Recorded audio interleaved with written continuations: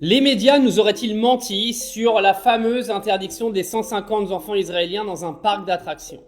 Alors on va en parler de façon totalement objective, je vais vous donner des faits, maintenant vous en faites ce que vous voulez, mais paraîtrait-il que le parc aurait été fermé donc ce jeudi 21 août pour raison météorologique. Donc je vais vous donner tous les faits parce que cette affaire est absolument scandaleuse du fait que les médias ont repris des informations complètement dirigées d'un côté, mais sans la deuxième version, ce qui est absolument pas normal quand tu veux informer une population.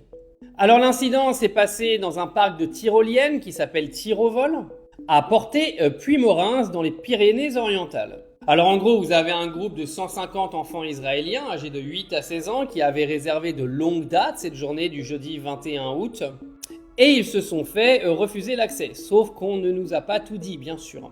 Alors le parquet a ouvert une enquête contre le directeur de cet établissement qui a été placé en garde à vue en raison de soupçons de discrimination portés sur la religion. Alors selon le parquet de Perpignan, le gérant aurait stipulé qu'il aurait refusé ce groupe d'Israéliens pour conviction personnelle et aurait invité donc tous les salariés à exercer leur droit de retrait. D'accord ? Ça c'est la première version de l'histoire.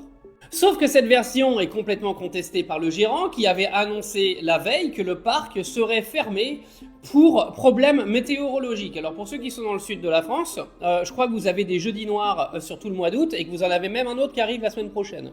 C'est-à-dire que dans le sud de la France, tous les jeudis, il y a une dinguerie au niveau météo. Et c'est une réalité pour ceux qui sont dans le sud, vous savez de quoi je parle.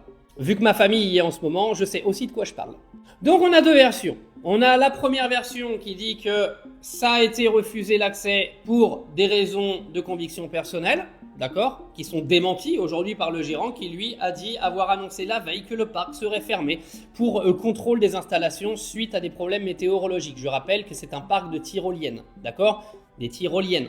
C'est-à-dire que s'il y a un problème météo et qu'il y a un possible endommagement des installations, c'est la vie des enfants qui est en jeu. Faut pas oublier non plus. Il y a déjà eu assez d'accidents dans des parcs d'attractions pour que les gars fassent des vérifs quand même. Alors si on reprend les faits, ce qui est avéré, c'est qu'il y a 150 enfants israéliens qui ont vu leur accès refusé. Ils ont été escortés vers un autre parc d'attractions, ça c'est un premier fait. Le deuxième fait, c'est que le gérant a été placé en garde à vue. Pour l'instant, il n'y a pas de jugement. Il est juste placé en garde à vue pour être questionné.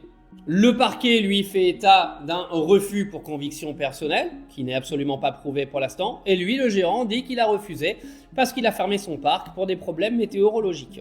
Mais ce qui est assez extraordinaire, c'est que les médias, pour l'instant, alors qu'il n'y a aucune vérité qui est sortie de tout ça, nous a fait croire que le gérant du parc est un antisémite, que toute la France est antisémite et que ses enfants ont été refusés car ils sont israéliens. Sans aucune preuve aucune, parce qu'aujourd'hui, il n'y a rien qui dit que le gérant de l'établissement a refusé les enfants pour raison de conviction personnelle, parce que ça, ce ne sont que les dires de la CRIF et du parquet, naturellement, et que pour l'instant, il n'y a rien qui a été jugé. Et même si ce sera jugé, il faut quand même savoir que la veille, ce message a été publié sur le Facebook de Tyrovol pour dire que le parc sera fermé pour raison météorologique. Donc les médias, faites votre travail au lieu d'être une bande